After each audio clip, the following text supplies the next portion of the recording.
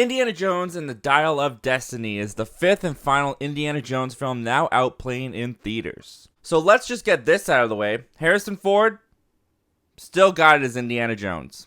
Even at the age of 80, this guy can kick butt. I just love watching this dude punch. He's got my favorite punch in all of cinema. You know that full arm extend punch? Oh, it's great. And like I said, the dude is 80 years old, and there's a scene early on in this movie where he has his shirt off, and I'm not gonna lie, I admired the man a little bit. If I am blessed to look like that at 80, I will be more than happy. It's not gonna happen.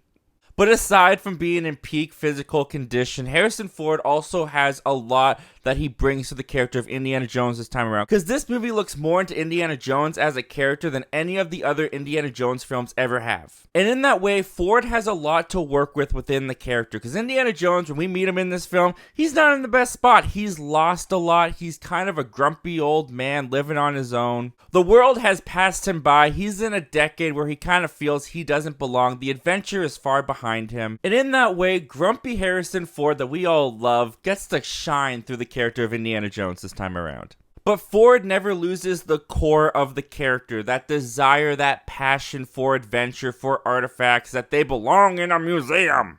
And for this adventure, he's teamed up with Phoebe Waller-Bridge as his goddaughter. Now, when it comes to Phoebe Waller-Bridge in this movie, I thought she did a good performance.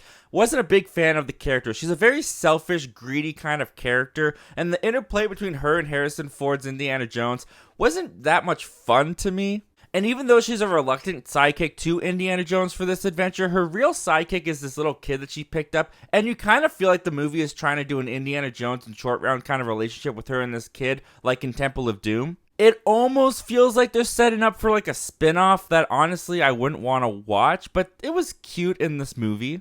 Not very memorable, but it was cute. But that is kind of a thing with this movie that I was feeling while I was watching it. The movie is directed by James Mangold. Steven Spielberg did not come back. And you can kind of feel that. Now, Indiana Jones, he's in a different decade this time around. So I give Mangold mad props for trying to make it work in the 60s. And because it's in the 60s, because you have an Indiana Jones that is much older, this does not feel, as it rightfully shouldn't feel, like all the Indiana Jones films in the past. But while I was watching the movie, there was this sense of this is trying to feel like Indiana Jones, but it comes off more to me as an impersonation of Indiana Jones, an imitation of trying to do what Spielberg captured back in the 80s. And don't get me wrong, for an imitation of Indiana Jones, I think Mangold does a really good job here. The action sequences, while not as exciting or grounded as some of the older movies in the trilogy, there's a lot of CGI. I mean, you got an 80-year-old Harrison Ford, so you can be forgiven for doing CGI. There was one awesome chase scene in the middle of the second act that I thought was really exciting and exhilarating, and it felt practical, it felt real, it felt like the most grounded action scene in the movie. I wish we had gotten a little bit more of that kind of action in this film. But the action that we were given in this movie was disposable fun.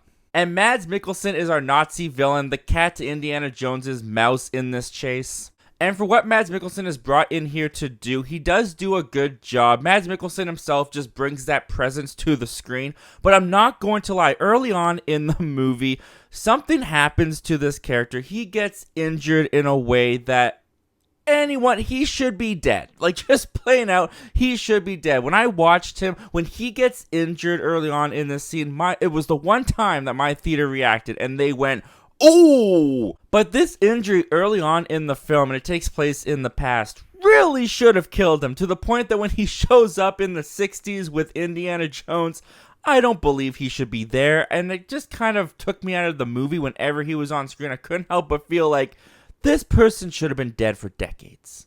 And speaking of the scene in the past, this movie does open up with a flashback to a young Indiana Jones de-aged by Harrison Ford.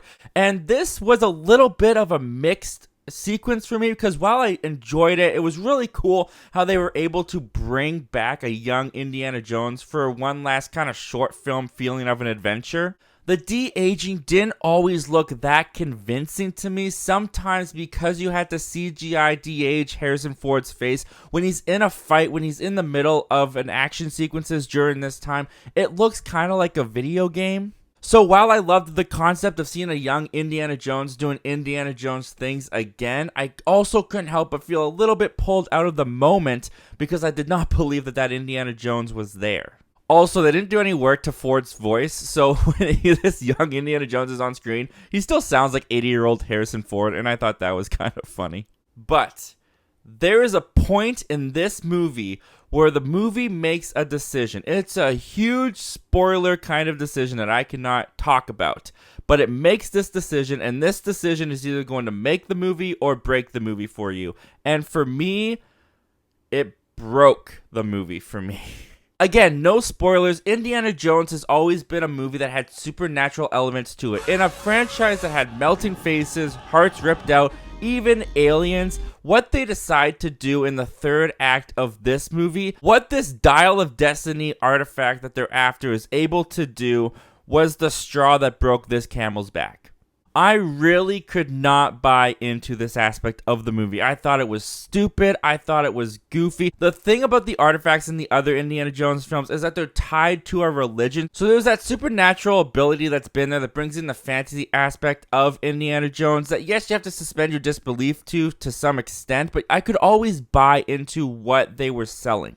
This artifact is not a religion artifact, it's not really a supernatural artifact, it's just something that some guy made, and then it just has the ability to do this thing. And I just think that the way that it was executed, it just did not work for me. It also leads Indy to make a decision near the end of the film that I just felt completely betrayed the character of Indiana Jones. When Indy was making this decision, again, no spoilers, I didn't believe that Indiana Jones would make that decision.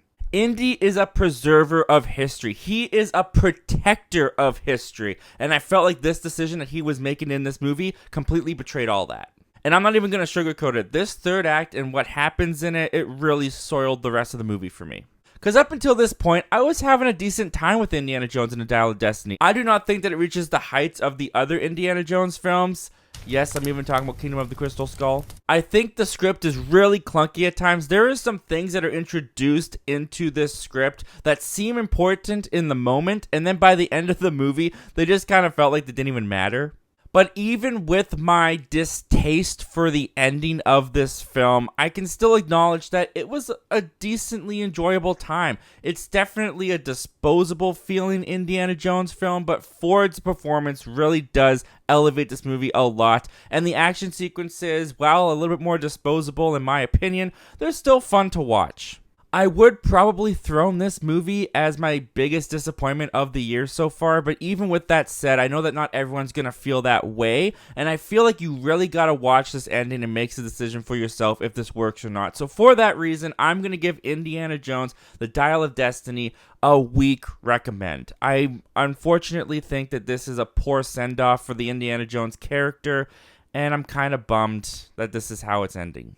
Anyway, guys, those are all my thoughts and opinions on Dial of Destiny, but what did you guys think of Indiana Jones and the Dial of Destiny? Comment down below, let me know all your thoughts and opinions about this, guys. And if you're new here and you haven't heard, we have a subscriber goal. We want to hit 2,500 subscribers before the end of the year. If you love talking movies, if you agreed with me, if you didn't agree with me, we would just love to talk movies with you on this community. Consider joining us by hitting that subscribe button on your way out.